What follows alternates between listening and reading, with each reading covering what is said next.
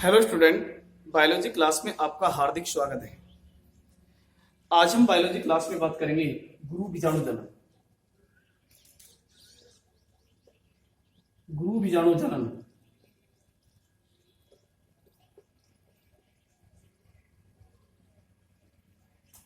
Megasporogenesis,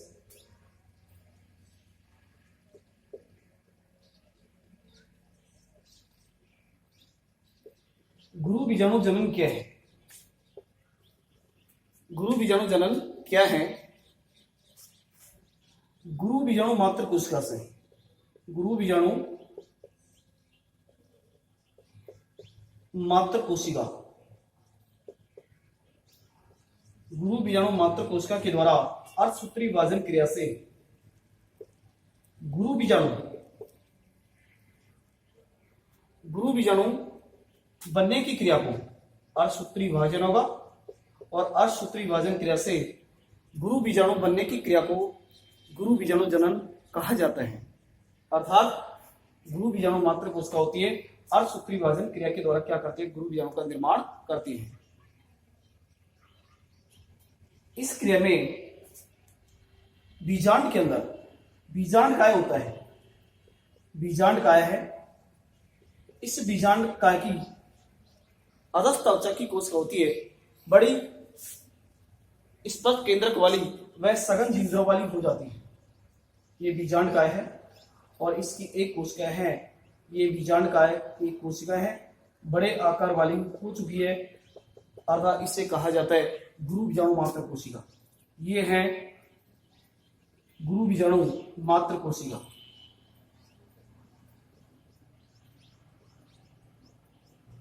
यही गुरु बीजाणु मात्र कोशिका होती है, अर्धसूत्री विभाजन क्रिया करती है, जिससे यहां पर दो बीजाणु बन चुके हैं।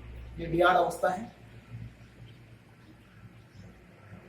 ये दो बीजाणु बन चुके हैं। इसके बाद में फिर पुनः ये विभाजन करेंगे और ये बन चुके हैं चार गुरु बीजाणु। अर्थात एक गुरु बीजाणु मात्र कोशिका होती है जो अर्धसूत्री विभाजन क्रिया के द्वारा कितने गुरु बीजाणु बनाती है? चार। ध्यान रहे, ये चार गुरु बीजाणु बने हैं, ये रेखिक क्रम में व्यवस्थित हो जाते हैं। ये चारों गुरु बीजाणु रेखिक क्रम में व्यवस्थित हो जाते हैं। इनमें से तीन गुरु बीजाणु नष्ट हो जाते हैं। इनमें से तीन गुरु बीजाणु नष्ट हो जाते हैं। ये नष्ट हो चुके हैं, ये तीन नष्ट हो चुके हैं और ये एक बचा है। तीन नष्ट हो चुके हैं, यानी अक्रियाशील गुरु बीजाणु, और ये है कार्यकारी गुरु बीजाणु। ये कार्यकारी गुरु बीजाणु है, ये अक्रियाशील है, ये नष्ट हो चुके हैं और एक बचा है। इसे कहा जाता है सक्रिय गुरु बीजाणु। सक्रिय गुरु बीजाणु भी कहा जाता है।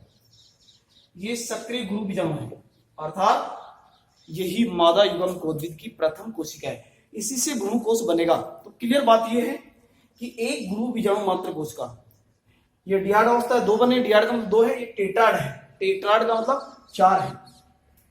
यहाँ टेट्राड अवस्था है, ये डियाड अवस्था है। डियाड में कितने बीजाणु है? दो। टेट्राड में कितने? चार। तो एक गुरु बीजाणु मात्र कोशिका अर्धसूत्री विभाजन के द्वारा कितने गुरु बीजाणु बनाती है? चार। चार में से तीन नष्ट हो जाते हैं, एक बचा है, जिसे कहा जाता है सक्रिय गुरु बीजाणु। यही सक्रिय गुरु बीजाणु है, ये मादा युग्मकोद्भिद की प्रथम कोशिका है। यानी इसी से क्या बनेगा? मादा युग्मकोद्भिद का क्या होगा? विकास होगा। यानी मादा युग्मकोद्भिद कैसे बनेगा? हम बात ये करेंगे कि मादा युग्मकोद्भिद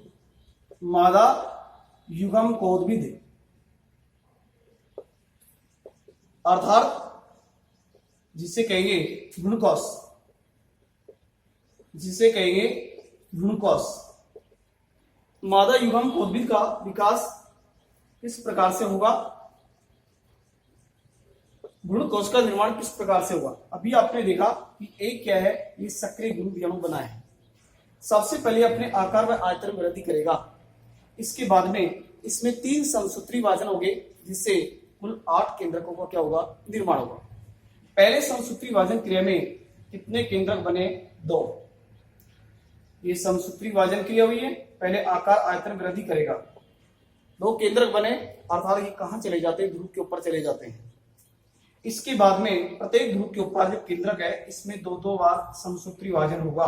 यहाँ कितने बन चुके हैं? 2 बन चुके हैं।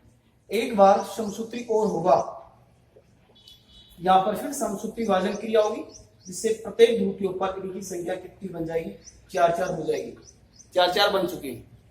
इनमें से एक एक केंद्रक है वो कहाँ आ जाता है? बीच में आ जाता है। एक एक केंद्रक है ये बीच में आ चुका है, ये मान के चलो।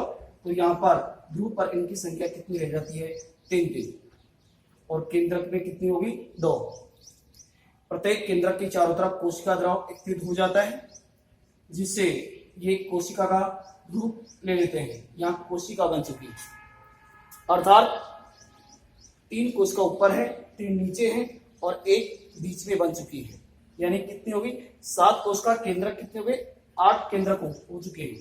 तो यहाँ पर संरचना ये बन चुकी है, ये संरचना बन चुकी है कि 3 कोशिका और ये कोशिका है, अर्थात ये 7 कोशिके और 8 केंद्रक युक्त संरचना को ही कहा जाता है भ्रूणकोश। भ्रूणकोश ये मादा युग्म कोदबिद है, ये मादा युग्म कोदबिद है, यही भ्रूणकोश है। ध्यान रहे, क्योंकि सक्रिय गुरु बीजाणु, ये सक्रिय गुरु बीजाणु है, ये सक्रिय गुरु बीजाणु है। और इस सक्रिय गुरु बीजाणु में 3 बार समसूत्री विभाजन क्रिया होती है, जिससे कुल कितने केंद्रक बनते हैं? 8 बनते हैं, जिनमें प्रत्येक ध्रुव के ऊपर 4-4 बन चुके हैं। इनमें से एक एक केंद्रक होता है, वो कहाँ आ जाता है? बीच में आ जाता है। और ये एक केंद्रीय कोशिका बनाता है, अर्थात ध्रुवीय केंद्रक है। और 3 कोशिका ऊपर है, 3 नीचे है। ये प्रतिमुखी कोशिका है, ये एक अंड समुच्चय है और एक केंद्रीय कोशिका है। अर्थात हम कह सकते हैं कि 7 कोशिके और 8 केंद्रक युक्त संरचना को केंद्रक 8 हो चुकी लिए हैं, 3 और 3 6 और 2 8। कोशिका कितनी? 7, अर्थात 7 कोशिके और 8 केंद्रक युक्त संरचना को क्या कहा जाता है? भ्रूणकोश। ये मादा युग्म कोदबिद है। ध्यान रहे, जिसका अध्ययन हम अलग से आगे बात करेंगे कि ये कोशिकाएं कौन सी है, इनका क्या कार्य है, इनका क्या कार्य है और इन कोशिकाओं का क्या कार्य है। अर्थात एक परिपक्व भ्रूणकोश की संरचना नामांकित चित्र बना के हम अगली क्लास में बात करेंगे। केवल अभी आपने इतना ही समझा कि मादा युग्म कोदबिद का विकास किस प्रकार से होता है, और यही एक मादा युग्म कोदबिद है, अर्थात जिससे हम क्या बोलते हैं? भ्रूणकोश। ध्यान रखें, अर्थात भ्रूणकोश क्या है? 7 कोशिके और 8 केंद्रक युक्त संरचना को क्या कहा जाता है? भ्रूणकोश। तो अगली क्लास में आगे बात करेंगे। तो आज के लिए इतना ही, धन्यवाद।